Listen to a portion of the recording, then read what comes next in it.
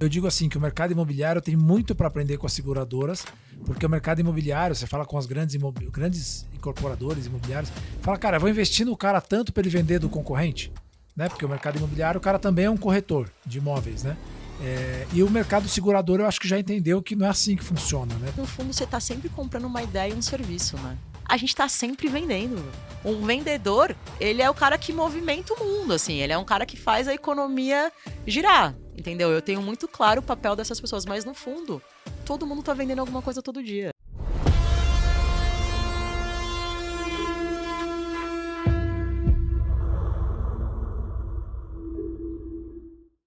Olá, sejam todos muito bem-vindos aqui ao episódio 2 da série Vortex do AceleraCast da Aceleração de Vendas. Aproveito para pedir para você curtir, compartilhar e acionar o sininho aí para mandar para aqueles todos seus amigos que precisam falar de vendas de um jeito bastante especial, diferenciado e com muito foco em vendas complexas e em desafios que fogem um pouco dos gurus da internet, vamos chamar assim, né?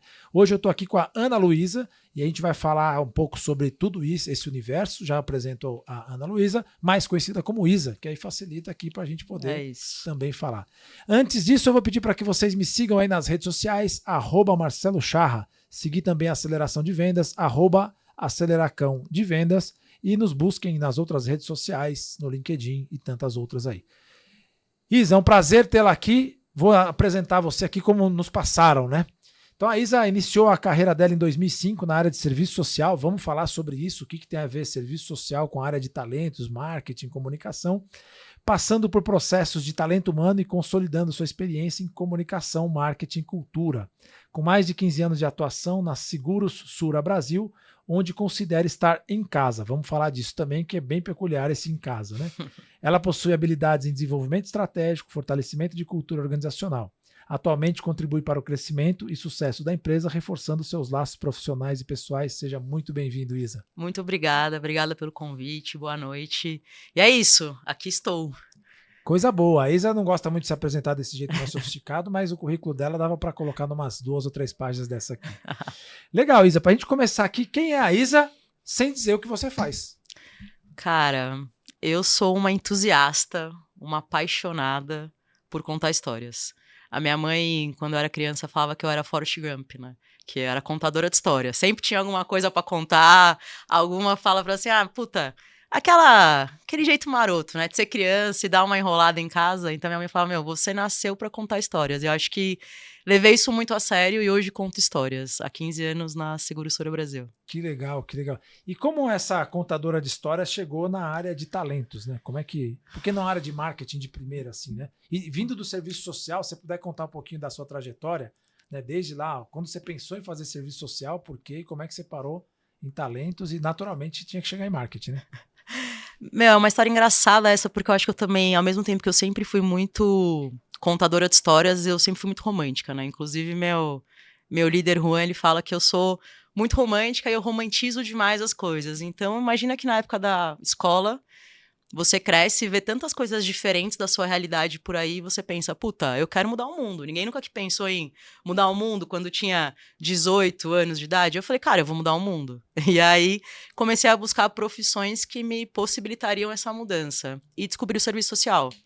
Óbvio que na época eu me iludi muito, né? Achei que serviço social era uma coisa menos profunda do que realmente é.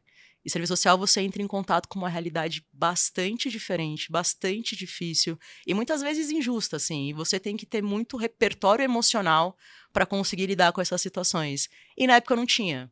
Então aquilo tomou conta de mim de um jeito que eu falava, eu não consigo lidar com mulheres que sofrem abuso, com pais que maltratam crianças, eu não conseguia lidar com esse tipo de situação e eu falei, talvez serviço social não é para mim. Só que, ao mesmo tempo, eu trabalhava já numa indústria, na ThyssenKrupp, como estagiária de serviço social, e eu me conectava muito com os collabs de lá. Então, eu conhecia o cara, a esposa, os filhos e tudo. E aí, minha líder na época, a Cristine Vidal, falou, você tem um jeito para conversar com as pessoas. Eu acho que talvez aí esteja o pulo do gato. Fui fazer, como é que chamava? Orientação vocacional. E aí, o meu orientador na época falou assim, tem aqui uma opção que eu acho que pode encaixar com o que você quer, que era relações públicas.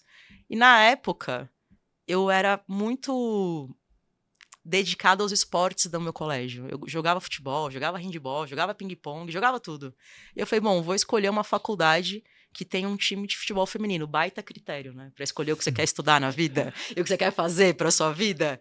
E aí escolhi a Casper, porque tinha um time de futebol feminino lá. E falei, é pra lá que eu vou, quero continuar jogando. E aí começo em relações públicas, viro estagiária de comunicação, e aí a carreira vai se desdobrando para esse lado. E comunicação interna em todas as empresas que eu trabalhei estava na área de RH. Então, por isso, já nos processos de talento humano. Entendeu? Que legal. Então você, a primeira empresa foi ThyssenKrupp? ThyssenKrupp, fiquei lá por 5 anos. E depois? A RSA, que foi comprada pela Sura, né? Então eu tenho 2 experiências profissionais no meu currículo, assim. Nossa, que legal. Isso, você super jovem é difícil hoje em dia, né? É difícil. O pessoal me acha uma ET, né? Mas o que eu posso fazer? Sou apaixonada, né? Sou uma entusiasta, romântica, o que eu vou fazer? Eu gosto bastante. Eu acho que eu tive muita sorte de trabalhar em lugares que me permitiram ser quem eu sou. Isso é muito raro. E há muito tempo. Então, que eu consiga expressar minhas ideias, falar o que eu penso, sentir, né? Eu choro pra caramba. Toda semana eu tô chorando, tô emocionada com alguma história. Então, quando eu encontro esses lugares, eu falo, cara, por que eu vou sair? Né? Tá tudo bem aqui. Então, acho que essa é uma sorte que eu tive. Muito legal você falar isso, assim, sempre eu vejo, né, a gente contrata bastante gente, né, quando tá olhando, e aí você olha, o tempo médio 4 meses, 6 meses, né, uma coisa assim que não dá tempo nem de saber se o cara gostou ou não, porque nas primeiras adversidades a gente já vê isso, né. Eu vou antecipar uma pauta aqui que eu ia perguntar para frente, né, mas trazendo um pouco para isso, né, me chama a atenção, então, a longevidade, o tempo que você está na Sura, você deve ser talvez uma das pessoas que tem mais tempo de casa, não? Sabe que a Sura tem uma particularidade interessante, que é do mercado de seguros, assim. É comum você encontrar muitas pessoas com bastante tempo de casa. Então vou mudar a pergunta. Pessoas jovens como você, com 15 anos de casa? Sim, isso talvez seja um fato um pouco menos comum. Menos comum. Legal. E aí a minha pergunta vem, né? Você fala bastante de cultura, assim. Como é que você vê essa cultura geracional de pessoas que topam ir para uma mesma empresa, ficar lá por tempos? Eu estava agora num evento de Facilities e a discussão deles assim, a gente não está perdendo mais para os concorrentes. O cara vai trabalhar na empresa A ou B. A gente está perdendo para o Uber.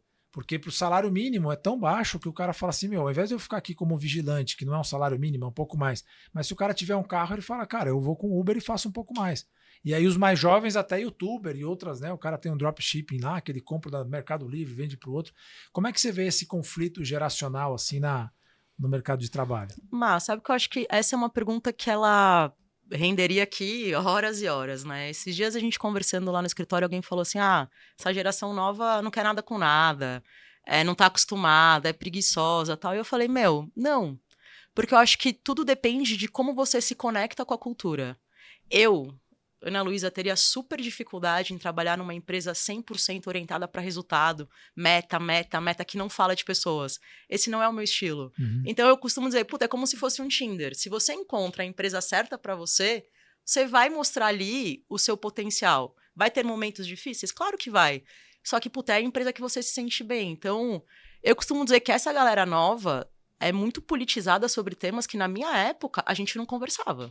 Sobre política, questões ambientais, questões sociais, hierarquia. Exato, na minha época, e olha que eu não, né, eu tenho 39 anos, mas assim, você tinha ali um marco de atuação muito mais regulado. E hoje, eles falam, não, isso aqui não existe. Então, eu vejo muito valor, só que também muito preconceito de dizer, se não é como eu tô acostumada, não tá certo. Não.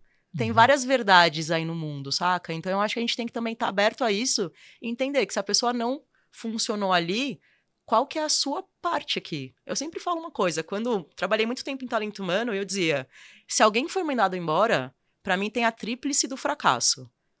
O líder, a pessoa e a companhia. Sim. Essas 3 frentes aqui não funcionaram pra acontecer uma demissão, um pedido de desligamento, entendeu? Então não é só culpa de uma pessoa, porque, cara, tudo é troca, tudo é reciprocidade, tudo é construção.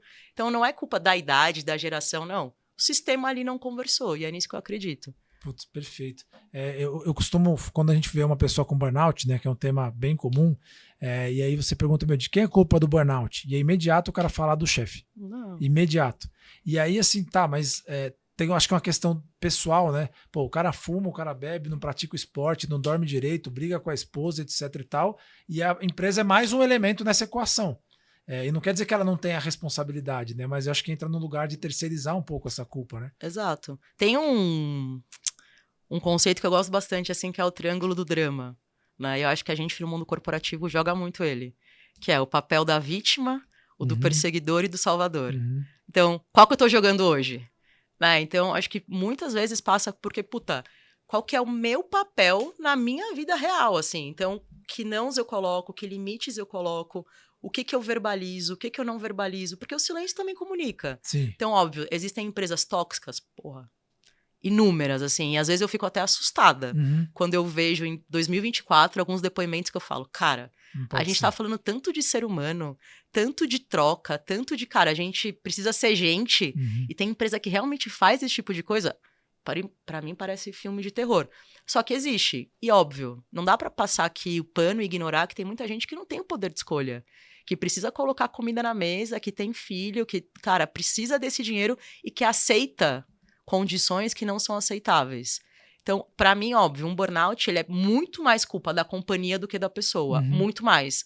Só que a pessoa, em algum momento, eu espero que ela tenha a oportunidade de falar, cara, eu também posso fazer diferente aqui, que ela tenha uma rede de apoio, que ela consiga falar, meu, eu não tô bem. E muitas vezes isso não acontece. Então, é complexo. Eu acho que é um tema que, olhando de longe, assim, não dá. Cada caso é um caso, saca? Sim. Puta, muito bom.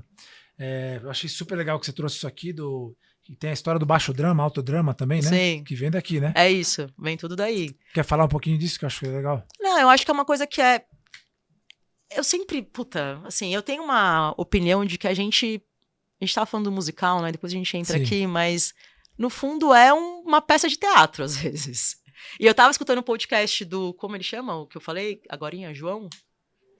O João, e ele falou, né, que inconscientemente a gente atua alguns personagens, não que eu não seja eu, mas que em algum momento você conhece uma versão minha, que a Carol vai conhecer outra, minha esposa vai conhecer outra e tá tudo bem. Então, como que a gente potencializa isso também? Eu acho que esse que é o lance, sabe? E pra mim, eu sempre falo, a Sura me ensinou uma coisa que é muito valiosa. Eu acho que se toda empresa conseguisse passar isso pra quem trabalha lá, seria, sensacional. O poder de me conhecer. O poder de entender quando eu tô potencializando uma parada, quando eu tô, tipo, não, eu tô buscando aqui uma desculpa. De se conhecer ou de me conhecerem? De me conhecer. Tá. De me conhecer, de falar assim, então quem sou eu na fila do pão? Sim. E como que eu lido com as minhas emoções? E quando eu tô aqui supervalorando uma coisa que, cara, foi só um problema de comunicação, sabe? Não é pessoal, não é nada. Foi um problema. E a gente não fica ruminando, né? Porque a gente fica, ruminando. Cara, deixa aí. Como é que a gente é mais fluido nessas relações e deixa algumas coisas passarem? Então, eu acho que a Sura me ensinou isso com muita força nos últimos anos e eu sou muito agradecida. Puxa, que legal. Por que ela te ensinou? Porque eu não fazia terapia. A gente não tem essa cultura de terapia no Brasil, né? Não tem a cultura de terapia, não tem a cultura de seguro, não tem um monte de cultura. E ela estimula? A Sura é uma loucura. Eu acho que pra você trabalhar na Sura, se você não faz terapia, a Sura, pra você entrar na companhia, você passa por um processo de validação comportamental, que é uma conversa com uma psicóloga, que depois te dá uma devolutiva pra dizer, Isa, isso aqui, ó, presta atenção, tal. E é um processo que você tem interesse em continuar, porque no final eu tô virando uma pessoa melhor. Sim. Não pro trabalho, mas pra minha família, pra minha esposa, pros meus amigos. Então, eu comecei a fazer terapia na Sura e eu sou muito agradecida. A companhia tem sessões grátis pros colaboradores, tal, enfim. A gente aposta bastante lá no cuidado da saúde mental. A Sura, uma empresa bem diferenciada aí nesse lugar de gente, né? A gente teve a oportunidade de assistir lá a peça, a gente já fala dela, mas essa história de estimular o autoconhecimento é um negócio muito louco, porque você nunca sabe a origem da onde vem, né? Quando a gente fala de vendas, eu costumo dizer assim, que a grande parte dos vendedores tem a síndrome de vira-lata, ou uma baixa autoestima. E essa baixa autoestima, às vezes, reforça uma situação lá de trás da família, de quando o cara era criança, enfim, sei lá de onde vem. Mas o cara ouviu a vida inteira de que não estudou para ser vendedor. Sim. Ou de que, o cara, o produto é bom, é só vender. Então, são argumentos, até digo assim, é um arquétipo do vendedor fracassado. E tá muito mais fácil dele se ancorar nesse cara aí, porque a gente não tem, especialmente no Brasil, o arquétipo do vendedor vencedor. Nos Estados Unidos tem. Né? Pega o Lobo de Wall Street e tal, você tem vários caras que é o arquétipo, puta, esse é o vendedor que venceu, né? Então esse processo de autoconhecimento é maravilhoso, né? Não, e tem uma coisa que eu acho que é muito eu não sei, muito engraçado que é, quanto mais a gente se conhece, mais a gente precisa se conhecer, Sim. certo? E no fundo a gente acaba tirando um pouco a expectativa que os outros têm sobre a gente.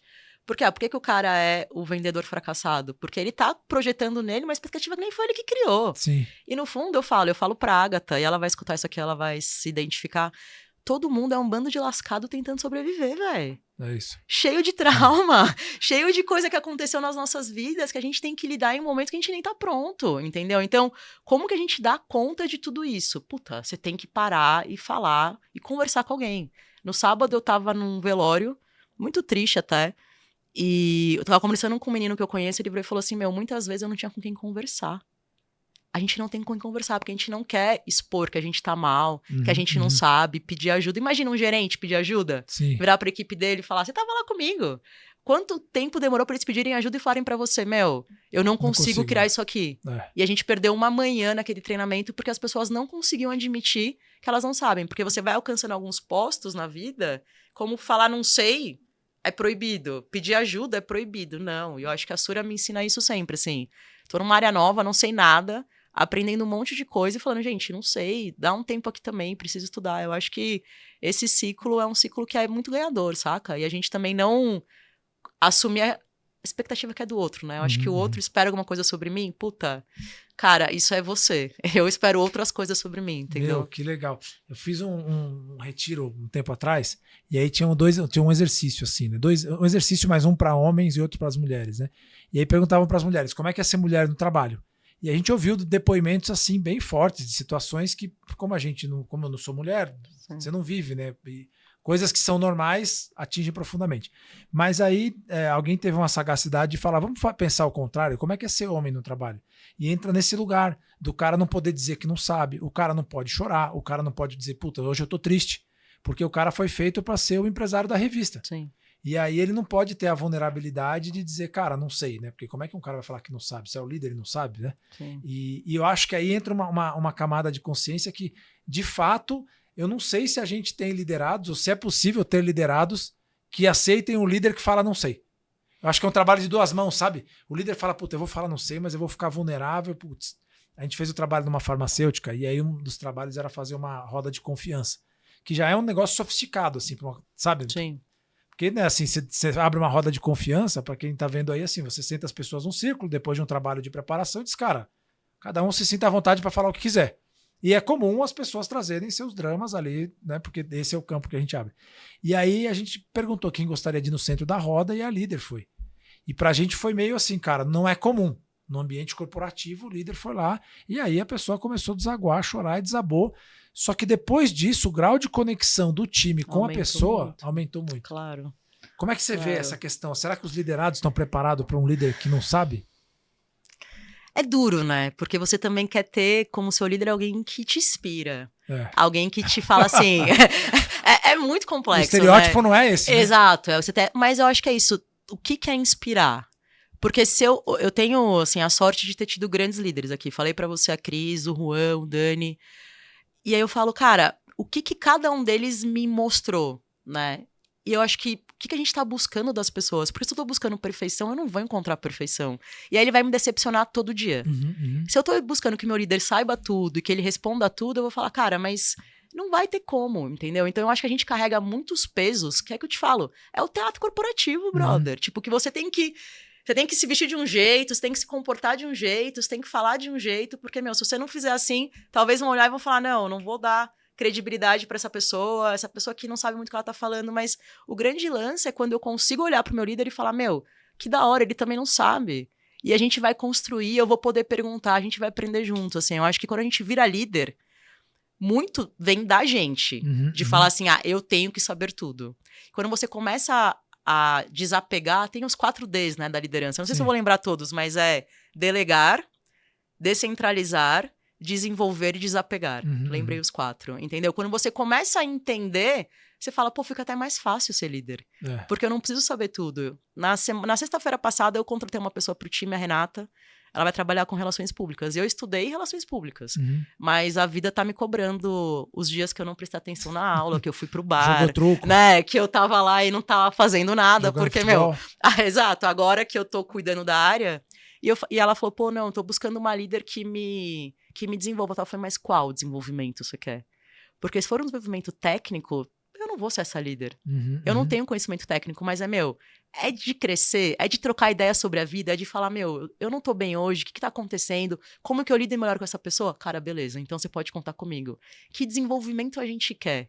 Porque o técnico, você vai e aprende. Sim. Agora, lidar no dia a dia, no mundo corporativo, com todas essas nuances que tem esse jogo político, porra, isso é difícil, entendeu? Então, um líder que me ajude a navegar por esse universo é o líder que eu quero, que me fale, isso aqui que você falou não foi do jeito mais legal. Tenta de outro jeito, entendeu? Então, eu acho que é muita expectativa, né? E o mal do mundo qual é, Marcelo? Expectativa. É claro, né? É. É expectativa. Eu espero que você faça algo que eu tô esperando que seja daquele jeito. Exatamente. Nossa, abriu tantas janelas aqui que tá ficando legal. Uma coisa que a gente vê assim, né?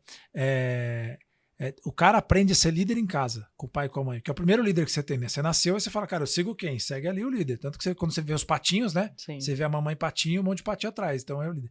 E eu acredito que a gente tem pouco espaço de reflexão do que é ser um líder. Mesmo a gente tem um PDL que a gente desenvolveu aqui, que o primeiro passo é trabalhar o autoconhecimento. Então, cara, escreve para você o que é ser líder. E aí a pessoa já começa a entrar em conflito, porque ela não consegue. Para dizer assim, eu quero um líder vulnerável que saiba dizer não sei. Ele talvez não consiga escrever isso porque ele nunca teve. Sim. Então ele sai da casa dele, aí os próximos líderes são os professores, depois foi os outros chefes que ele teve. Ele sabe criticar os chefes que ele não gostou, mas ele não consegue identificar com clareza quais são as características do que ele gostou. É isso. E aí acho que passa um pouco por esse lugar, e eu gosto tem um seriado na Netflix que chama Playbook, que tem vários técnicos, né, de basquete, de tênis e tal. Chama Playbook, e aí ele mostra os vários tipos de líder ou de técnicos. Tem um que é mais durão, um que é menos durão. Aí esse cara, aqui tem 8 caras que são líderes, e você pode ser de qualquer jeito. E eles são completamente diferentes. Aí quando você pergunta qual que você quer ser, o cara nem pensou na possibilidade, né? Sim. Então, puta, que legal. Só para finalizar esse contexto, tem uma frase que eu gosto que é assim, a conexão legítima entre seres humanos acontece quando uma parte está vulnerável e a outra parte suporta. Aí você cria conexão. É isso. Então, o dia que o cara chega e fala assim, cara, eu tô doente, hoje eu não tô bem, você vai lá, dá um abraço no cara e fala, puta, vamos vencer? Aí cria conexão, né? E normalizar isso, né?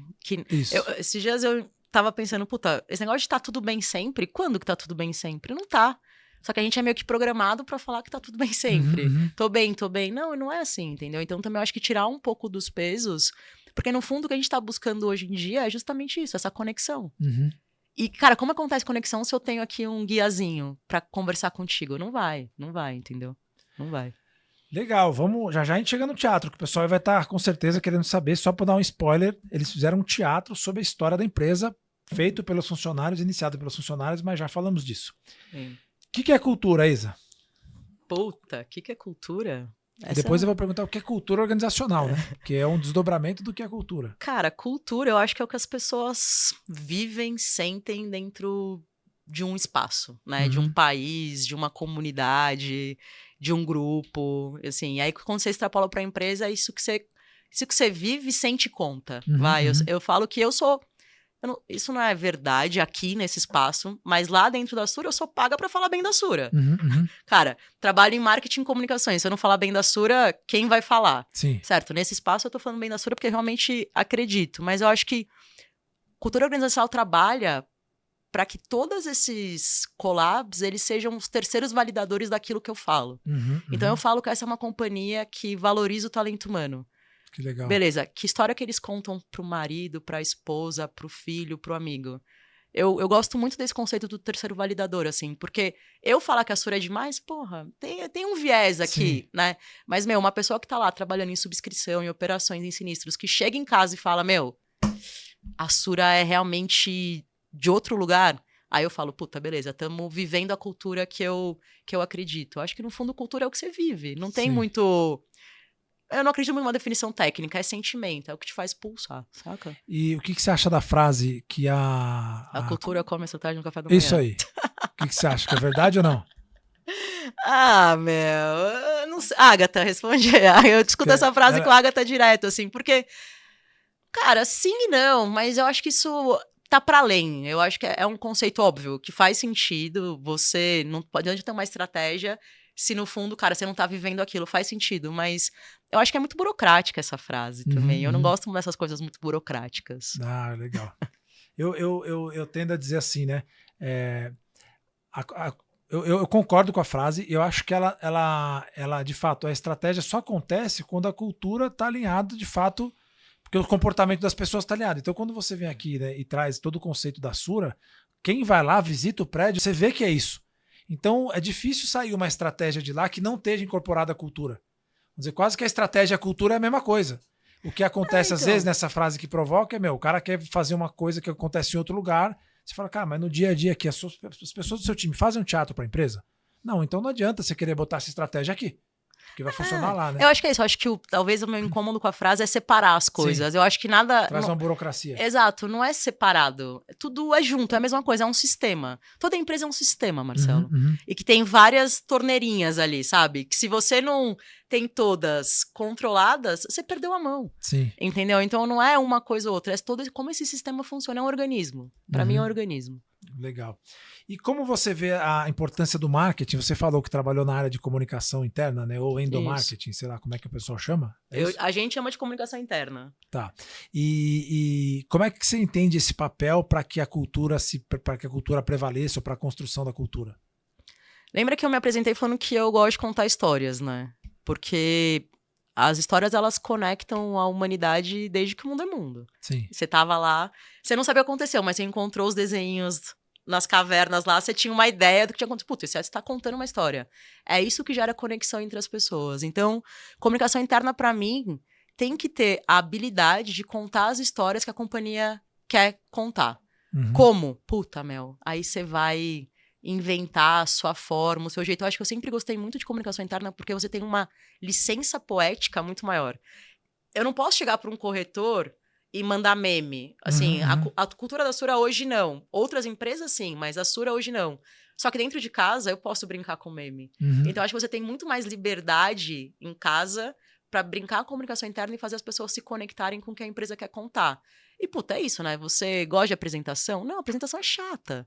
Apresentação é chata, porque elas não contam nada, elas estão ali super burocráticas. Então, como você conta essas histórias? Puta, você conta com um musical, você conta com uma música, você conta com roda de conversa, você conta como, entendeu? E aí você vai explorando essas possibilidades, saca? Muito legal. E conta pra gente, então, agora do musical. Como é que surgiu essa ideia? Conta a história pro pessoal entender desde o começo, assim, desde o princípio. Desde o começo, tá. Então, a Sura nasceu em 1944. E desde seu nascimento sempre promoveu a arte e cultura como pilares de transformação da sociedade, certo? Em 2016, quando a Sura chega no Brasil, o primeiro evento que ela lança é um Sura Tem Talento. Então, olha a doideira dessa empresa. Em 9 operações na América Latina, certo? Cada uma dessas operações fazia um show de talentos interno. Os vencedores foram se apresentar na Colômbia. Você conhece algum lugar que faz isso? Não. Não tem, velho. Não tem. E aí, quando eu cheguei na Colômbia e participei do Sura Tem Talento, eu falei, não, isso aqui é uma loucura. E assim, gente, na moral, era carro com a TV, aquelas TVzinhas dentro. Eu me sentia no The Voice, assim, tá ligado? Eu falava, meu, é assim que é o The Voice? Que animal.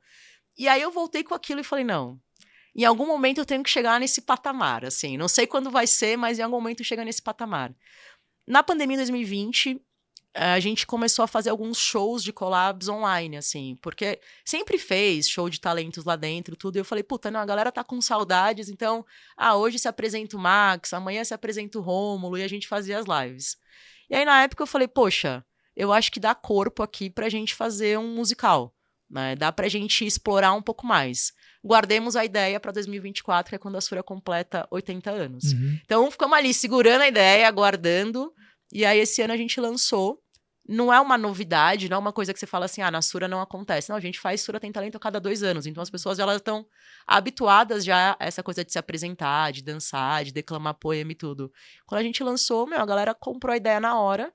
E aí uma subscritora, que é a Sâmia, que hoje trabalha no meu time, se formou em teatro. Então falou, cara, eu escrevo a peça. Falou, né? Eu dei uma pedida. Eu escrevo a peça, conversou com vários interlocutores da companhia ao longo dos meses, escreveu o roteiro e a gente se apresentou. Então, um processo que, puta, pra mim foi muito bonito, O pessoal ficou desde março ensaiando semanalmente, às vezes 2 vezes por semana, tarde toda de sexta-feira, para entregar uma experiência que você viu lá, você assistiu. Foi sensacional, sensacional. O teatro devia ter umas 600, 700 pessoas, alguma coisa assim. Tava com quase 500 pessoas. 500 pessoas. E ver os colaboradores contando a história de onde o cara trabalha e pensar que ele ficou, né, quase 4 anos gerindo isso, né, gestando, né? Porque em 2020 teve a ideia, surgiu e tal. Então imagina a força dessa cultura, assim, foi algo realmente impressionante. E foi muito legal também ver você conduzindo toda essa turma, assim, né? Porque deu para ver que tinha muito da sua cara ali, né? Desde fazer as questões mais burocráticas ali do evento até chamar a turma no grito de guerra lá, foi meu negócio emocionante. Eu acho que não dá para você não viver. É isso que eu falo que é cultura, velho. Como é que eu não vou participar de um momento? Não volta, Marcelo. Sim. Esse momento, cara, ele é único. Eu acho que esse é o lance de você ter a sorte de trabalhar em comunicação. Porque eu acho que é uma área que te possibilita muitos momentos especiais. Esse é mais um dos meus 15 anos, assim, mas esse evento, ele não volta. E eu falo, puta, eu lembro, vira e mexe, eu entro no YouTube, eu assisto a gravação e falo, cara, que legal ter feito parte disso. Eu acho que, no fundo, é aquele clichê, né? Tipo, maior clichê de todos. Eu passo a maior parte do meu tempo no trabalho. Como que eu desfruto o meu trabalho? Como que o meu trabalho me possibilita conectar com coisas que eu também gosto na minha vida? Porque, né, eu não sou só trabalho. Trabalho é uma parte de mim, que é importante? É importante, mas, eu gosto de tocar, eu gosto de interpretar, eu gosto de escrever. A empresa em que eu trabalho possibilita que eu faça isso? Porque, se possibilita, aí pra mim é a troca que é o ganha-ganha, saca? Vai ficar todo mundo bem. Então, eu acho que a gente tem essa fortuna de ter um ambiente que proporciona que as pessoas se potencializem também desde o que a gente acredita como companhia, sabe? E, você participar de um musical, um teatro, que competência vocês não desenvolvem? Muito. Né, subir lá e cantar, enfim, ensaiar e tudo. Exatamente. Poxa, que legal. E vou avançar aqui um pouquinho, Isa, né? A gente gosta muito de falar aqui, né, de autoconhecimento, de esporte, de negócios, né? Você tem alguma prática de autoconhecimento que você falou de terapia, né? Tem alguma outra coisa que você faz, gosta de fazer? O esporte você continuou depois jogando futsal? Como é que foi? Jogo ainda não com a mesma competitividade, né? Deu uma relaxada, porque eu gostava de ganhar também, importante dizer, né? Mas, muito Juca. Sabe que o Juca é minha frustração, né? Você tocou nesse foi? tema. Não, fui em todos. Eu peguei DP 2 anos de propósito pra ganhar o Juca e eu nunca consegui. Caramba. Triste, no né, futebol ou toda a Casper? Não, a Casper foi. Sempre, sim, né? A Casper começou a ganhar na época que eu tava lá. Eu fui campeã no hand, no ping-pong, no tênis de mesa, mas no futsal, Não conseguiu. 2 pratas. É a frustração da minha vida, essa, sério. Caramba, fico triste, caramba. mesmo, real. Peguei DP, e só não pra consegui. Poder jogar. Só pra poder jogar. Puxa, eu não consegui. Eu fui sócio por muito tempo da empresa que fazia. Sério? A Laca? Chamava Amaral Produções. Amaral Produções, é verdade. Depois mudou e tudo mais, né? Mas foi uma experiência boa, a gente via a turma toda lá. Era uma loucura. E o que você pode dizer assim, né, do que você sente, do que você sente vontade de compartilhar, assim, o que a terapia te ensinou, assim, o que uma terapia pode ensinar para alguém, em que lugar que ela chega, ou entrando numa camada mais profunda? Nossa, foi profunda essa mesmo. Cara, o que a terapia me ensinou, eu acho que a terapia me deu a liberdade de sentir. Saca? Tipo, é uma coisa um pouco mais... Acho que a gente sempre fica muito retraído nos sentimentos, né? De não magoar a outra pessoa, de não desapontar alguém. E a terapia me ensinou que, cara, eu senti. E se eu senti, não quer dizer que a outra pessoa fez com a intenção de me machucar ou não. Mas eu senti. E como que eu lido com esse sentimento? Então, hoje eu sou capaz de... Se você fala uma coisa pra mim, eu sei que a sua intenção não foi ruim, nada, mas se eu sentir diferente, eu volto pra você e falo, puta, Má, sabe aquilo que você me falou? Pra mim pegou diferente, e eu acho que é importante te devolver. E isso, no final, cara, fortalece muito a nossa conexão. Sim. Então, eu acho que a terapia me ensinou a sentir que eu não precisava esconder, ou não precisava guardar, ou não precisava engolir as coisas que eu tava sentindo, que tava tudo bem conversar sobre isso, entendeu? Então, hoje eu tenho conversas, muito, muito diferentes das que eu tinha há 5, 6, 8 anos, assim, porque a terapia me ajudou demais. Eu sou fã, eu sou, tipo, papagaio. Você quer falar comigo, eu falo de terapia, tá ligado? Vai pra terapia. Somos dois. Vai pra terapia. Aí são 2 aprendizados, na verdade, né? Um é você saber que você tá sentindo, o outro é identificar o sentimento, o outro é se permitir sentir. Sim. E aí talvez numa escala maior é você poder trocar com outro, né? Que também é uma construção, né? Sim. Porque às vezes você vai trocar com outro, o outro ainda não tá nessa etapa de nem sentir, né? E aí fica um negócio meio... Exato. Eu lembro de um treinamento que a Sura fez pra gente que falava sobre as emoções. Uhum. A gente tá acostumado a conhecer as emoções primárias, né? Sim. Raiva, alegria, tristeza, medo, tal. Mas quando a gente olha o mapa de emoções, e aí você começa a falar assim, cara, não é sempre que eu tô com raiva. Tem vezes que eu tô indignada só, eu só tô inconformada, mas não é raiva. Sim, sim. E você reduz tudo à raiva. Então, eles mostraram um mapa, que é um mapa incrível, assim, com as cores, tudo, de emoções mesmo. E aí fizeram um exercício que era, faz um diário, então coloca lá 8, 9, 10, todas as horas do dia, escreve o que aconteceu e como você se sentiu, como se fosse o diário das emoções. E você percebe que você sente muitas emoções ao longo do dia. Sim. Muitas. E às vezes você tava reduzindo tudo a... Hoje eu fiquei triste. Não. Hoje eu tava, tipo, angustiado. Hoje eu tava meio desiludido. Não era tristeza, só tristeza, saca? Então eu acho que quando você começa a decupar as suas emoções, você também se prepara melhor para situações que você vai. Sim. Então, eu sempre falo... Eu tenho uma história que eu escutei num treinamento também que eu achei muito legal, que é da cobra boa. Não conheço. Que ele fala assim, imagina que o pai morava com a filha e todo dia... Eles se organizavam, tipo, à noite, a criança ia dormir e a criança tava bem. Beleza, sem problemas, tal. Chegava de manhã, o pai lá, acordava a criança, ela tava bem. E ele falou, pô, filha, então vou fazer o café da manhã. Nesse trajeto, ela se arrumar pra escola, pro café da manhã, chegava uma criança na cozinha, bravona, assim, bravona, e o pai falava, cara, ela foi dormir, tava tudo bem, eu acordei, tava tudo bem, o que aconteceu nesse meio do caminho? Até que um dia ele ficou no quarto. E ele descobriu que ela ficava muito angustiada em ter que escolher a roupa para ir pra escola. Caramba. Que esse lance de escolher a roupa deixava ela completamente estressada. E aí ela chegava brava no café da manhã. O que ele começou a fazer? À noite escolher a roupa junto com ela. Nossa, que maravilhoso. É simples, é você perceber o que você tá sentindo, Sim, cara. Só que sim. assim... É simples, mas é complexo, Sim. porque você tem que ter uma dedicação, tempo e falar assim, cara, não, isso é importante. Eu entender o que tá acontecendo nesse cenário. Pô, acabou. Entendeu? Nossa, então eu acho que por um acaso aconteceu isso na minha casa hoje com a minha filha, né? E aí você falou isso, eu falei, pô, é verdade, acorda, tá bem, mas tem algum momento ali entre tô pronto e vou sair que acontece alguma situação. Vou ficar mais atento pra... Exato, né? investigar isso. E eu falei pra minha esposa hoje, eu falei pra ela, vamos escolher a roupa dela um dia antes. Porque ela fica ali, né, buscando a roupa e tal, não sei o quê. Pode ser que eu tenha essa síndrome em casa. Você me ajudou bastante. É isso, e a gente coloca no piloto automático e não percebe, né? Sim. E aí, puta, não, pausa e vê que você pode mudar. Então, isso me ajuda. Vou me apresentar e aquele cara me dá um pouco de medo. Uhum. Aquele cara me dá um pouco de tensão, assim, como que eu me preparo para esses espaços? Uhum. Não tô muito confortável, tá bom. Então, eu vou me preparando, e aí eu vou muito mais segura, saca? Tipo, Sim. por isso que eu falo, você ter um mapa das emoções, recomendo fortemente, assim, é você ter um mapa das emoções, porque isso muda vidas, de verdade. Se digitar no Google aí, também mais conhecido como diagrama de Plutchik. Sim. E é o cara que fez o Divertidamente, né? É isso. Depois algumas. É. Eu dei pra minha filha, quando ela era menor, um emocionário. Muito Que é um dicionário de emoções, assim, negócio muito legal mesmo de falar. E a gente vê também, assim, né? Eu acho que até a terapia agora já tá mais comum, assim, das pessoas fazerem, então acho que desmistificou um pouco, né? Muito. Mas a terapia no trabalho ainda parece que o cara tem alguma coisa, ainda não tá tão... É, que ele tem medo de ser rotulado, né? É. E é isso que é o ponto. Se você olha a terapia como uma maneira de classificar, rotular alguém, não. A terapia tem que ser um modelo compreensivo. Essa pessoa é assim, e assim, e assim, e assim. Não é tipo, ou. Sim. Porque a gente é complexo, né, cara? Então, como que você usa a terapia? Então, a terapia, pra mim, ela é um modelo compreensivo. Pra me entender desde a luz e desde a sombra. Pô, muito bom. Tem uma frase que diz que as nossas maiores potências estão nas nossas sombras, né? É isso. Então... É isso. Muito bom, muito bom.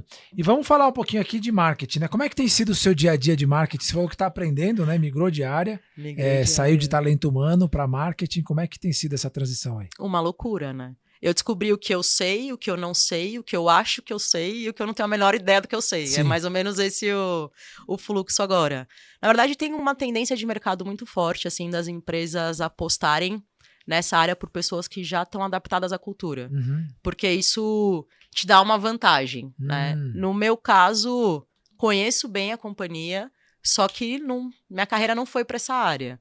Então, eu tô descobrindo que marketing é mais exatas do que eu imaginava. E aí a gente tem um problema, né? Porque eu não sabia fazer 2 mais 2, então estamos apanhando um pouco aí. Mas, cara, eu acho que descobrindo um universo de possibilidades, assim. Tô bem feliz, tô entusiasmada, aprendendo de custo de aquisição de cliente, de tráfego, de umas coisas que eu não tava no meu repertório, entendeu? Então, acho que é uma oportunidade importante também para ampliar aí o meu conhecimento. Tô feliz. Que legal.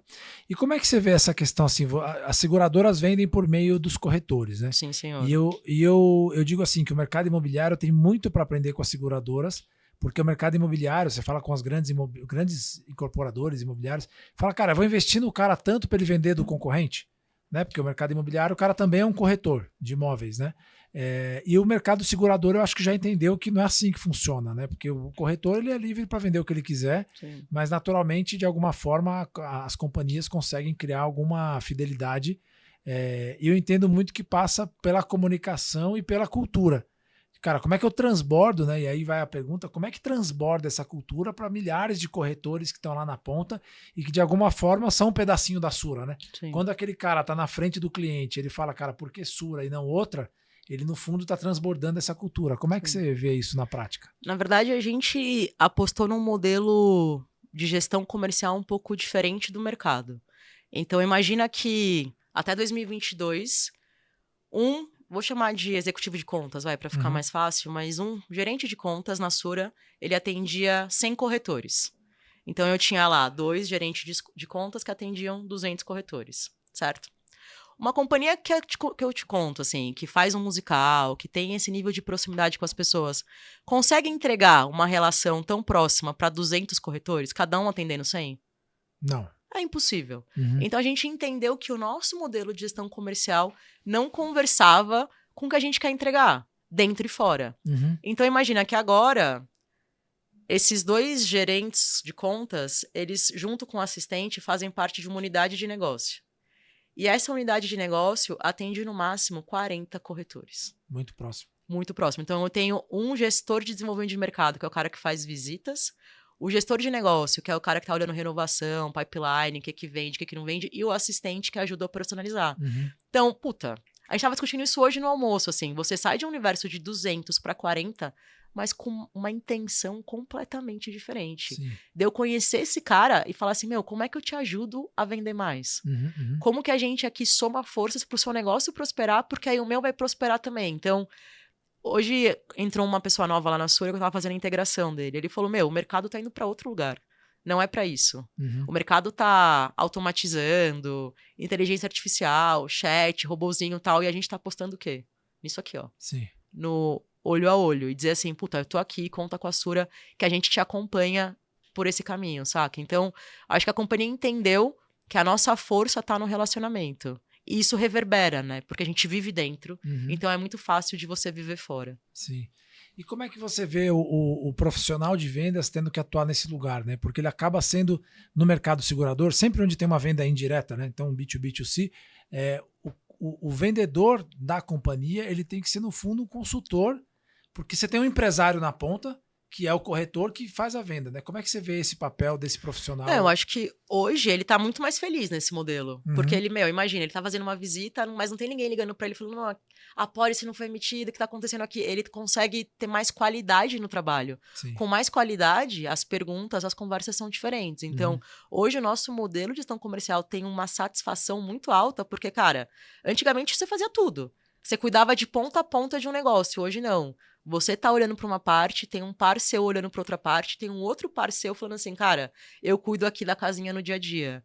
Então, o nosso time comercial já entendeu a importância de ser mais consultivo. De falar assim, cara, como que a gente te ajuda a chegar em clientes que você não consegue chegar? Por que você não consegue vender ali? Por que seu strike tá tão baixo? É uma coisa com a companhia? É uma coisa com o seu modelo de abordagem? É uma coisa com que, sei lá, condição comercial? A gente conversa, entendeu? Então, eu acho que a gente tá apostando num modelo que, tá dando resultado, né? A companhia tá crescendo. Então, eu acho que é um caminho interessante. Legal. E aí, sem obviamente falar de números, mas a companhia tem uma meta ousada, como grandes companhias têm, né? Como é que você vê isso no impacto, né? A gente fala muito de gestão humanizada e essa história do cara ter o talento e tudo mais. Só que a hora que você põe uma meta inorgânica, vamos chamar assim, tem uma frase até que tá aqui, ó, a natureza não dá saltos, né? E aí quando você fala de crescimentos exponenciais ou muito grandes, cara, é meio ir contra a natureza. Né? A gente atende aqui algumas startups que recebem esses grandes aportes, 500 milhões, 600 milhões, o cara tem um time de vendas lá de 20, tem que passar para 200. Meu, não tem a chance disso em algum lugar não criar um ruído muito grande, né? Como é que você vê esse equilíbrio entre uma gestão mais humanizada e desafios que não são tão naturais, vai? São dois pontos de caminhos distintos, assim, né? Como equilibrar? Eu acho que no fundo a gente tem que ter pessoas felizes que dão resultado. Tá, legal. Certo? Mas qual o resultado? Porque eu acho que no fundo não é só o que você quer entregar, mas o como você quer entregar. Uhum. Então, a gente cuida dos comos dessa companhia, a gente cuida de para que as pessoas tenham um ambiente seguro aqui, a gente tem um marco de atuação que fala, cara, isso sim, isso não. Se você cuida dos comos, eu acho que o acordo tá na mesa. Sim. E aí tá mais claro pra todo mundo, ninguém é pego de surpresa. Agora, se é uma terra de ninguém, vale tudo, aí não vai dar. Uhum. Agora, se você falar assim, a gente tem que chegar lá em 2028 em 5 bi, não tem problema nenhum aqui em falar. E tá claro esse caminho, a gente tá construindo esse caminho juntos, puta, é mais fácil de você acreditar. Sim. Eu acho que a gente tem uma vantagem que a Sura tá crescendo, então a gente tá falando, cara, você tá se esforçando, você tá trabalhando pra caramba, mas ao mesmo tempo você vê que está dando resultado. Uhum. Então tem uma credibilidade aí pra falar assim, vamos pra 2028 nesse caminho, saca? E uma coisa que eu trago também nesse lugar é assim, a gente muitas vezes quando olha para aceleração de vendas, né, nas empresas, sempre vem essa questão que você comentou, do chatbot, a questão de como é que eu automatizo, como é que eu coloco mais ads, performance, etc e tal. E eu acho que a gente olha pouco, embora, né, eu coloco a frase aqui da natureza não dá saltos, olha pouco pro potencial exponencial que tem daquele cara que foi fazer um musical. Que eventualmente era um cara mais tímido, e aí o cara passa a fazer o musical, e, quanto será que ele não aumentou a performance dele? Não porque, ele melhorou a carteira dele, mas porque ele melhorou o potencial interno dele, que às vezes não é sair de 100 para 110. Sim. Ele saiu de 100 para 200, porque ele ganhou um poder que ele não tinha. Né? Então, acho que você trouxe muito legal essa posição, né? Como é que você falou? Poucas pessoas... fazer bem o que você faz, não? Pessoas felizes que fazem... Que dão resultado. Isso aí. É isso, eu acho que no fundo, vamos lá, se eu te perguntar aqui, Marcelo, pra que você acorda todos os dias? Para fazer as empresas venderem mais. Pra que fazer as empresas venderem mais? Para quê? Para poder ver a prosperidade. Pra que ver prosperidade? A prosperidade para poder ver todo mundo feliz. Pra que ver todo mundo feliz? Para que as pessoas possam estar em harmonia com Deus. Pra que estar em harmonia com Deus? Para estar em paz. É isso, quando você vai investigando mais, você vai descobrir que possivelmente eu também quero ver as pessoas felizes. Sim. A gente tá com caminhos diferentes, mas todo mundo quer a mesma Sim. coisa, brother. Pode crer. Todo mundo quer a mesma coisa. Você pode perguntar isso pra 10 pessoas. Vai chegar aí. Vai chegar. Muito parecido. Você quer ser reconhecido, você quer ser feliz, você quer gerar o bem pra alguém, você quer transformar a vida da sua família. É isso que você quer. Porque, assim, poucas pessoas acordam pra falar, eu quero hoje lascar o universo. Não. Ninguém acorda com essa intenção. Alguns sim, mas a maioria não. Entendeu? Então, a gente descobre que a gente é muito mais parecido do que a gente imagina. Sim. Então, cara, eu tô numa empresa com 400 pessoas, tenho certeza, todo mundo ali quer crescer, quer prosperar. Como? Puta, vamos cuidar disso juntos. Vamos ter um marco de atuação aqui que faz sentido pra todo mundo. Uhum. Cada um entende sua responsabilidade, porque é uma troca. Sim. Toda empresa tem... A empresa tem os deveres, mas também tem os direitos. Assim Uhum. como eu, o Colab tem meus direitos e deveres, entendeu? E aí a gente vai fazendo essa troca fluir. Saca? Muito legal. Como é que você vê as empresas como um polo de educação? Especialmente no caso das seguradoras, que tem os corretores que você de alguma forma tem que educar. Então, como é que vê as empresas nesse lugar de educação? E qual é o papel do marketing também nesse processo de educação? Porque quando a gente fala do consumidor, ela faz um aumento de consciência até mostrar que você tem uma solução para que você possa converter isso numa venda, né? Sim. Como é que você vê esses dois papéis da empresa ser educacional e o departamento de marketing de alguma forma também educacional? Sim. Mesmo que com a intenção de vender o produto. Não, eu acho que a empresa é 100%, assim, a gente termina e segue educando as pessoas, certo? Então, estava até conversando antes de começar. O Brasil não tem uma educação básica de qualidade. Então, as pessoas hoje chegam no ambiente de trabalho, muitas vezes elas não sabem interpretar um e-mail, não sabem escrever um e-mail, não sabem se comunicar. Como que a gente cuida disso? Uhum. Porque senão parece um bando de barata tonta conversando, entendeu? Então, a gente tem uma responsabilidade, porque a escola não supre isso, e a gente A gente nasce e vai pra escola, basicamente, certo? Com uma educação que é frágil, tem um gap enorme no mundo corporativo. Então, a gente, como companhia, sabe que tem que cada vez mais proporcionar treinamentos, cursos, formas de desenvolvimento. A gente acredita muito no modelo 70-20-10, certo? Na troca, em outras formas de experiência. Então, isso eu tô 100% de acordo contigo. A empresa, ela vai educando a pessoa ao longo da vida. Agora, trabalhar numa seguradora é um desafio extra, assim, porque eu faço muito paralelo da seguradora com cartão de crédito. E aqui pode falar, né, de bandeiras de cartão de crédito. Lógico. Pensa no cartão de crédito, o que ele é na essência dele. O que ele é na essência dele, assim? Uma palavra. Atravessador. Intermediador. Tá, mas eu uso o cartão de crédito, eu tô fazendo o quê quando eu uso o cartão de crédito? Comprando. Dinheiro. E tô gerando uma venda? Mas eu vou ter que pagar isso depois, certo? Sim. Então eu posso dizer que é uma dívida. Uma dívida, sim. Eu uso o cartão hoje e eu falo, cara, eu tenho uma dívida pra pagar mês que vem. Sim. Sim ou não? E aí vem a Mastercard com um produto que é um cartão de crédito. Sim. Num Brasil, que é um continente. E a galera, isso vai ser da sua época, né? Passar o fio e tal. Quebrando o cartão de crédito. Isso aqui, pelo amor de Deus, sai de mim, sim ou não? Sim. Com um produto que ela afastava as pessoas dela e não aproximava. O que a Mastercard fez? Uma flor, R$2. Um café, R$4. Estar com quem você ama? Não tem preço. Isso é comunicação pura, velho. E eles ressignificaram a relação que a pessoa tem com o cartão de crédito, sim ou não? Hoje eu pergunto, você vai falar que é um atravessador, um facilitador, que me possibilita fazer uma coisa que eu não consigo fazer naquele momento. Sim. Então, o mercado de seguros tem esse desafio, porque as pessoas encaram seguros como uma dívida. Sim. Você tem seguro residencial? Sim. Ufa. Né? Mas quantos tem? Pouquíssimos, entendeu? Eu seguro muitas vezes o meu carro, mas a minha casa, que é o meu bem mais valioso... É sua vida, né?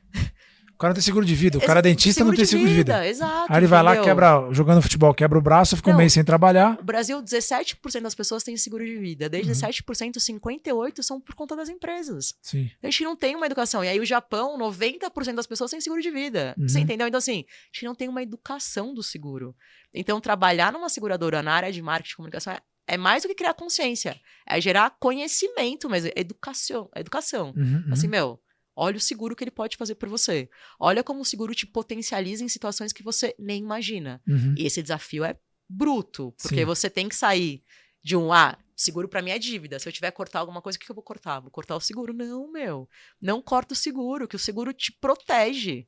Eu acho que o nosso tem papel... seguros de vários tipos, né? Até se você ficar desempregado, paga a sua escola, paga a sua escola, né? A escola do seu filho e tal, paga umas parcelas. Tem seguro... Hoje a Sura tem uma opção que é o Mobilivre. E que eu acho esse seguro genial, assim. Eu tenho o seguro do meu carro, certo? O Mobilivre, ele é um seguro meu, pessoal, meu CPF. Se eu bato meu carro, eu aciono o Mobilivre, é o seguro da minha franquia. Então, ele reembolsa o valor da franquia que eu gastei no meu seguro de carro. Nossa, que legal. É isso. Ou seja, fica muito duplo segurado. Exatamente, entendeu? Entendi. Então, são essas coisas que eu falo assim, por que não utilizar isso? Então, a gente tem um desafio enorme aí. Óbvio, a Sura também não é uma empresa muito conhecida no Brasil ainda, então é um duplo desafio para a área de fazer as pessoas, essa é uma empresa com 80 anos de história. Sim. Né? Então, é uma empresa super sólida, robusta e que vai te proteger e vai te potencializar para fazer coisas que sozinho você não vai conseguir. Entendeu? Nossa, maravilhoso. E quais são os principais desafios do presente agora? Para você, na sua carreira, né? Você tem uma super carreira, uma boa trajetória aí, construiu bastante coisa na Sura, assumiu uma cadeira nova, que eu acho que é tão louvável da empresa dar esse lugar, quanto você de aceitar, né? Muitas pessoas falariam, uma coisa nova, nessa hora deixa quieto, né? A minha irmã falou isso esses dias, ela falou, você tá trabalhando muito. Minha mãe falou, você tá trabalhando muito. A minha irmã falou, mudou de carreira com 40 anos, tem que trabalhar agora, né? Eu acho que a Sura tem muito isso na cultura, falando de cultura, assim, 42% das vagas nos últimos 3 anos foram feitas com recrutamento interno. Que legal. Então a gente olha a potência da pessoa e fala, cara, onde poderia funcionar? Me perguntaram muito, assim, por que eu fui? E um dos motivos que me deu mais orgulho é que normalmente o marketing come comunicação interna. Sim. Né? E dessa vez comunicação interna come o marketing. Que legal. E eu falei, isso é muito da hora. Sim. Porque mostra que o trabalho que eu fiz aqui durante 15 anos reverberou de uma maneira muito positiva. Então eu tô muito orgulhosa disso. E acho que o meu desafio é fazer que as pessoas conheçam a Sura e sintam essa confiança que eu tenho na marca da mesma forma, assim. Hoje a gente tem muito corretor que fala assim, é difícil vender porque o cliente não conhece a Sura. Uhum. E aí tá com bom preço, boas assistências, aí mas tem lá a Sura e o outro, esse outro aqui eu já vi em algum lugar. Então o meu papel é, não, confia na marca e como eu vou fazer isso. Então acho que hoje o meu maior desafio é esse. É fazer a marca ser mais conhecida no mercado. E falando de marca, eu sempre trago assim, né? Que a gente está vivendo uma era de commodity, né? Sim. E que o vendedor cada vez mais ocupa um papel estratégico, porque lá na última milha, o vendedor vai poder influenciar de você comprar o produto A ou B. Nesse caso, né? Você tá lá, no caso, o corretor, né? O corretor tá lá, mas esse aqui eu já vi. Aí o cara tem que defender sua marca ou até defender as características, benefícios e vantagens da sua marca. Como é que você vê essa posição estratégica do vendedor para todas as empresas numa era de comoditização, né? Mas, cara, eu acho que no fundo você tá sempre comprando uma ideia e um serviço, né? Uhum. Não só quando você tá vendendo necessariamente alguma coisa. Você vai fazer uma entrevista de emprego, o que você tá comprando? Uma ideia. Sim. Você me chamou para fazer um podcast, que eu tô comprando uma ideia. Sim. A gente tá sempre vendendo. Sim. Esse que é bom, a gente tá sempre vendendo. Então, um vendedor, ele é o cara que movimenta o mundo, assim. Ele é um cara que faz a economia girar, entendeu? Eu tenho muito claro o papel dessas pessoas, mas no fundo, todo mundo tá vendendo alguma coisa todo dia. Uns com preço, tabela e uma precificação muito outros justa. Com expectativa. E outros com expectativa, com ideia. Então, acho que a gente vende muita ideia. Então, no fundo, eu também sou uma vendedora da marca. Se um aqui sair hoje e fizer uma Mobi Livre, beleza. Porque eu também tô vendendo aqui a ideia de que essa é uma companhia sólida. Então, meu pai é vendedor, minha irmã é vendedora, meu irmão foi vendedor, então assim, eu tô muito habituada a ter vendedores em casa. Eu acho que eles jogam um papel fundamental na sociedade, assim, sabe? De encantar. Mas não é à toa que desde as pastinhas lá, tem um cara que batia na sua porta e falava, né? E aí, o que você precisa hoje? Então, você com uma boa história, uma boa conversa, você vende qualquer coisa, velho. Que legal. E o quanto você vê, assim, né?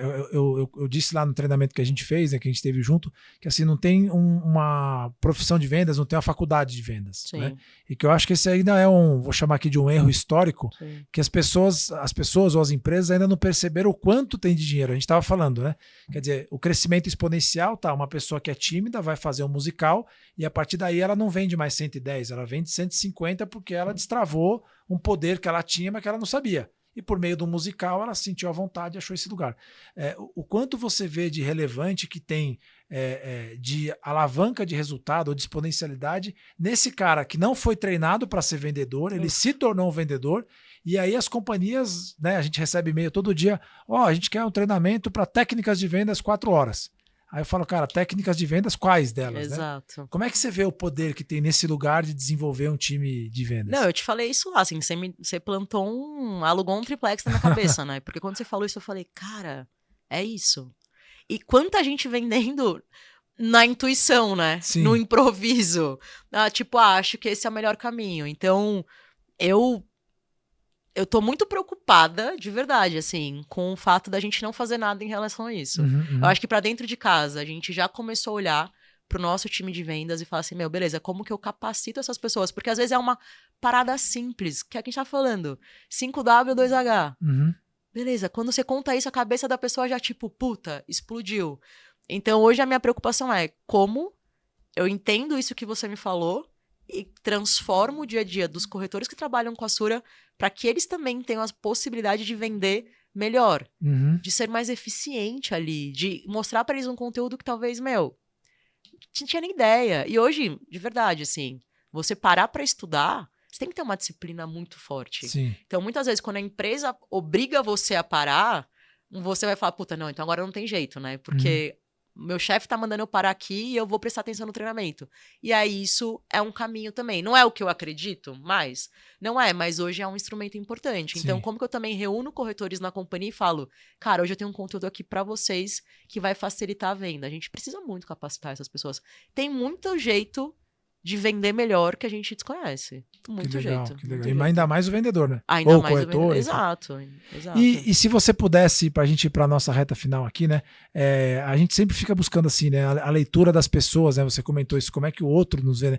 Como é que você vê a aceleração de vendas? Assim, certamente você conhece várias empresas que treinam vendas. O que você entende que seria algo... tem o Dr. Seuss, que é um cartunista da Universal, ele fala, o que faz você ser mais você do que os outros? É o que te torna único, né? Se você fosse olhar para aceleração de vendas assim, o que você acha que a gente tem que não é demérito de nenhum outro, mas que, eu vejo lá isso aqui? Meu, o que eu gostei de vocês, e por isso que a gente fechou, foi a abertura para conhecer o que eu realmente fazia.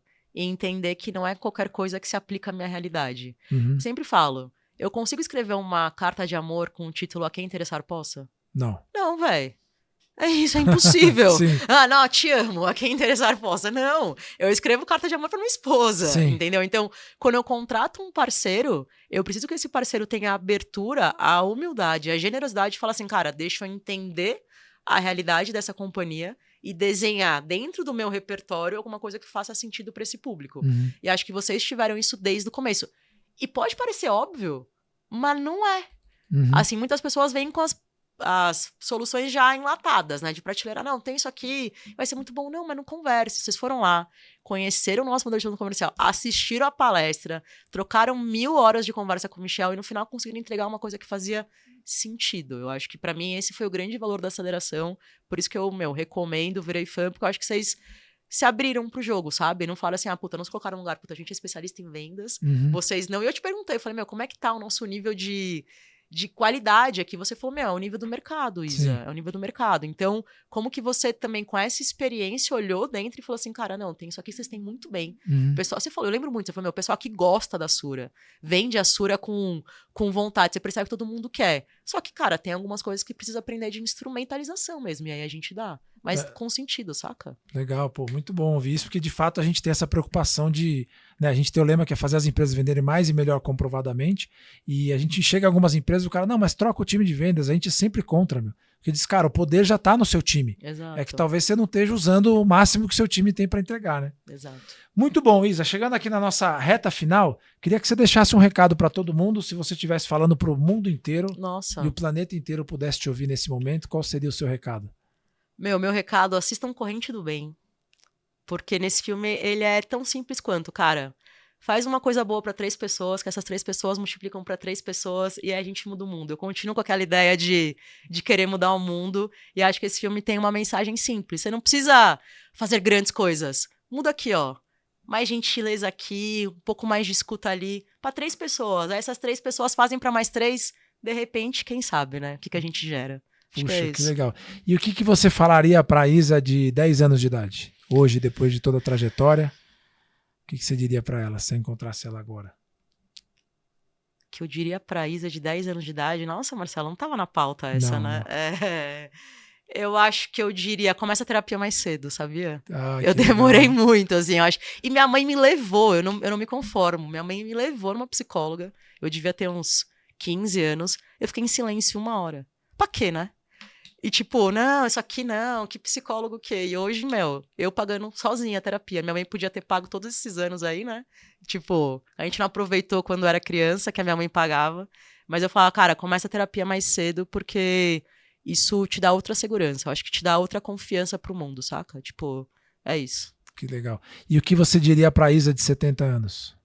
Pô, tá bom, mano. Vai, confia que vai. Confia que vai ser legal. Confia que vai ser legal. Muito bom. Muito bom, Isa. Muito obrigado pela sua presença aqui. Imagina. Foi um prazer enorme conhecer você um pouco mais. Nós nos falamos há quase 1 ano, né? Sim, nosso primeiro verdade. contato lá atrás. Verdade. Trabalhamos juntos e eu tive a oportunidade de te ver atuando, assim, eu acho que lá na questão do espetáculo, você não estava necessariamente como atriz, né? Mas você estava como maestra ali, não sei, é maestra que fala? Maestro, enfim. Tanto pode ser. Quem organiza a bagunça toda. Tava lá dando toda a diretriz, assim, né? E foi impressionante mesmo ver a sua capacidade de liderança, sem ser pelo seu cargo, até porque o seu cargo não é o de CEO, mas o como você circula dentro da empresa e o como você é uma referência, assim. Então, parabéns aí pela sua atuação. E com certeza, se a Sura é o que ela é hoje aqui no Brasil, tem muito o seu dedo lá. Obrigada, Parabéns. Obrigada mesmo. Obrigada pelo convite, Dupla. Obrigada. Eu acho que é muito legal quando a gente tem a possibilidade de conversar, né? E descobrir coisas hoje. Aprendi várias coisas aqui também, estou muito feliz e espero que a gente construa mais coisas juntos. Muito tá bom. Valeu, Mar. Obrigado, turma. Como é que acha a Isa nas redes sociais? Ana Luísa Correia, com S no LinkedIn. E no Instagram, Isa Luísa Correia. Meu nome artístico, @ né? Ana Luísa Correia. Isso. E no Insta? Isa Luísa Correia. Isa Luísa Correia, nome artístico. É isso, nome Muito artístico, né? Eu sou quase uma atriz, quem disse que não? É verdade. Turma, muito obrigado. Esse foi o segundo episódio aqui da série Vortex, do podcast da Aceleração de Vendas. Nos vemos nos próximos episódios. Temos algum recado especial? Produção? Não? Só seguir. Então sigam cenas dos próximos capítulos. Muito obrigado, valeu, tchau.